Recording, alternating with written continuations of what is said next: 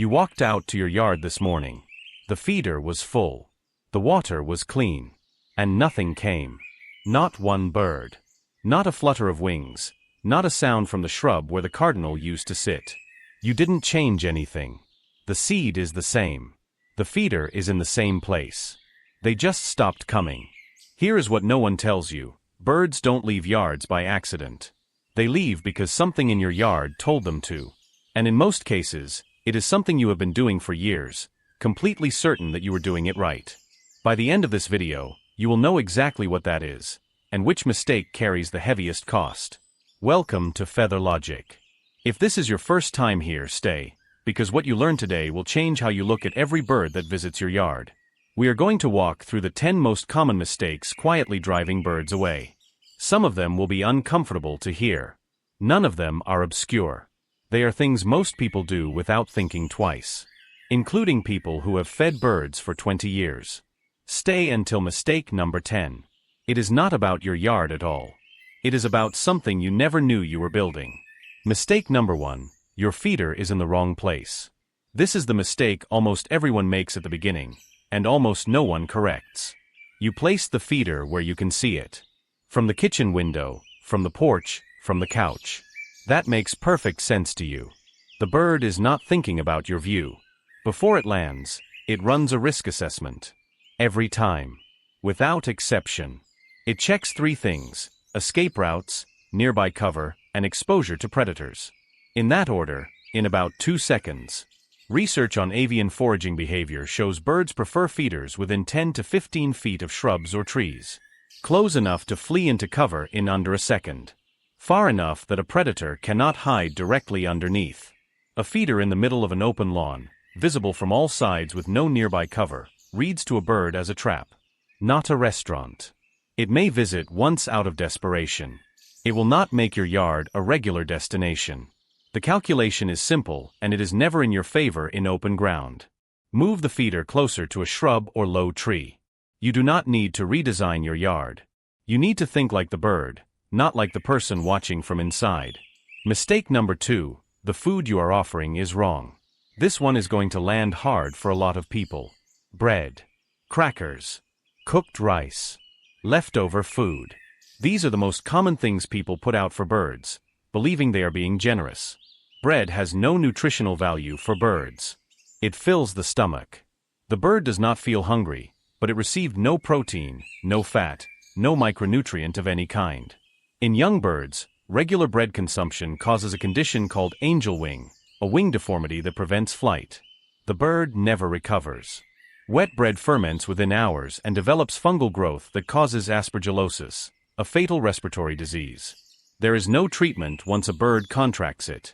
For seed-eating species like finches and sparrows, black oil sunflower seeds or Niger. For fruit-eating species like robins and orioles, fresh berries and halved apples. The difference between a yard full of movement and a yard with no visitors is often nothing more complicated than this. The food you offer tells the bird what kind of host you are. A yard offering bread is a yard that does not understand birds. A yard offering the right seed for the right species is a yard that has been paying attention. Mistake number 3, your feeder is dirty, and you do not realize how dangerous that is. This one is uncomfortable to say directly, but it needs to be said. A dirty feeder is not just unpleasant. It is killing birds. Wet seed at the bottom of a feeder left for more than 2 or 3 days begins growing mold and bacteria. Among them, Aspergillus fumigatus, a fungus that causes aspergillosis. Once a bird contracts it, in most cases, it dies. There is no cure available in the wild. Beyond the fungus, dirty feeders accumulate fecal matter from visiting birds, which spreads salmonella through the population feeding in your yard. The Cornell Lab of Ornithology recommends cleaning feeders every 2 weeks in dry weather, and every 3 to 4 days in heat and humidity.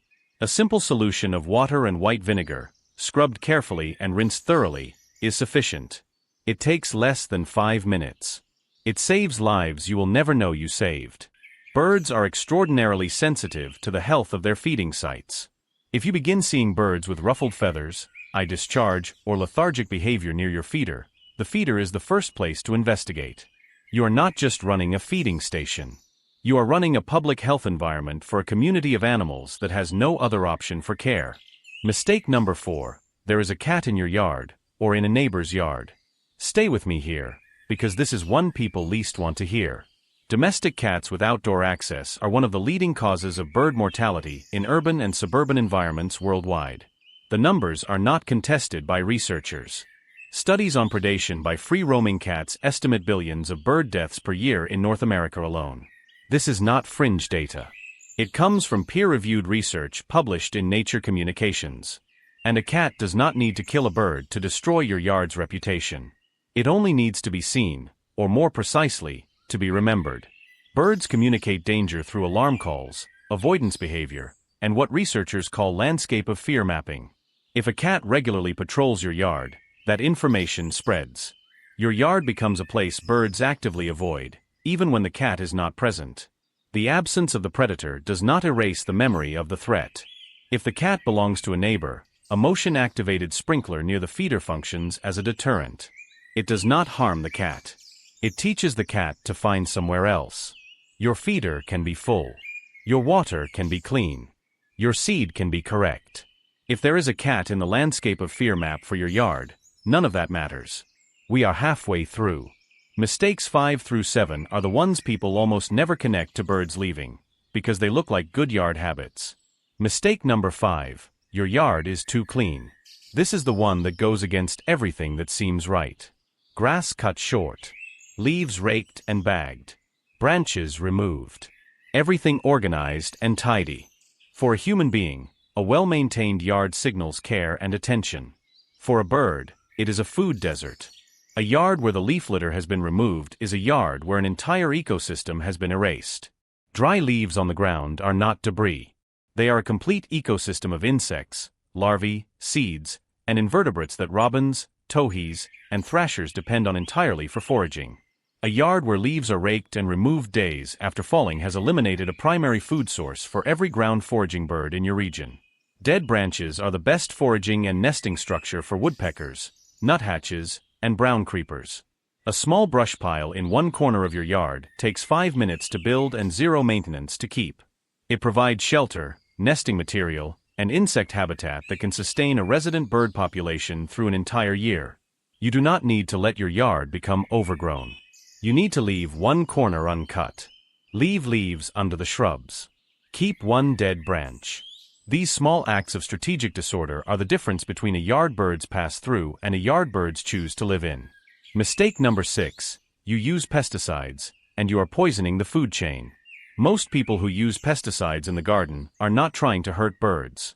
They are trying to eliminate aphids, beetles, mosquitoes. The problem is not the intention. The problem is what happens downstream. Systemic insecticides, the most commonly used in residential gardens, do not kill only the target insect. They persist in the soil and in plant tissue for months, sometimes years. They contaminate the seeds and berries that birds eat directly. And they eliminate the insect populations that birds depend on for something you may not expect. During nesting season, more than 90% of terrestrial bird species in North America feed their nestlings exclusively with insects. Not seed. Not fruit. Insects. A yard treated with broad-spectrum pesticide does not have fewer insects. It becomes a place where parents cannot raise a healthy clutch and will not try. Research from the University of Exeter confirmed that neonicotinoid insecticides reduce foraging efficiency in breeding birds and correlate with population declines across multiple species. When a pair of birds determines they cannot successfully nest in your yard, they leave, and they take with them every generation that would have come after. A yard with a healthy bird population is a yard with insects in balance. That is not poetry. It is ecology. The birds you attract become the pest control you no longer need to buy. 3 more mistakes to go. Mistake 10 is the one I have been holding back since the beginning, and it has nothing to do with seed, water, or plants. Mistake number 7, you have no water, or the water you have is standing still. This surprises almost everyone, because it has nothing to do with food. The Cornell Lab of Ornithology and the National Audubon Society both document that fresh moving water attracts more species to a yard than seed alone. More species, not just more individuals. Birds need water to drink, yes. But more than that, they need water to bathe. A bird that cannot bathe regularly loses the structural integrity of its feathers. That compromises flight performance, temperature regulation, and survival during cold nights. Bathing is not optional behavior for birds. It is maintenance required for survival. The most common mistake is having no water source at all, or having a bird bath with standing water that is not refreshed. Standing water develops mosquito larvae and bacteria within 48 to 72 hours. A bird bath that is not refreshed every 2 to 3 days is worse than no bird bath. You are offering a contaminated source in place of nothing, and birds learn that quickly. Moving water catches light, creates sound, and is both visible and audible to birds flying well above the height where a still bird bath would be completely invisible. Add movement. The investment is minimal. The return is immediate. Mistake number 8. Your yard has no native plants. This is one of the quietest mistakes, and one of the most damaging in the long run. Ornamental exotic plants, the ones purchased because they are beautiful, generally have no evolutionary relationship with local insects. They do not host the caterpillars that birds need to feed nestlings. Research from a University of Delaware by entomologist Douglas Ptolemy showed that yards planted predominantly with native species support up to 4 times more insect diversity than yards of equivalent size with exotic ornamentals. 4 times more insects means 4 times more food for birds. It translates directly into more species visiting, more nesting activity, more return visits. You do not need to redesign everything at once. 1 native oak. 1 serviceberry shrub. 1 native coneflower patch. Any native plant in your region begins building a food chain that the ornamental garden never provides. Birds do not go to beautiful yards. They go to alive yards. Beauty without biology is just decoration. A yard with native plants is a yard that produces something a bird can eat. Every native plant you add is a contract with a bird you have not yet met, an agreement that when it arrives, there will be something here worth staying for. Mistake number 9. Your yard is too unpredictable. This one will change how you think about your own behavior. The chickadee that lands on your feeder like it owns the place is still running a constant risk calculation. The moment something registers as unpredictable, that calculation tips toward leaving. Research on avian habituation to humans shows that birds can adapt to a baseline level of human activity. They learn your routine.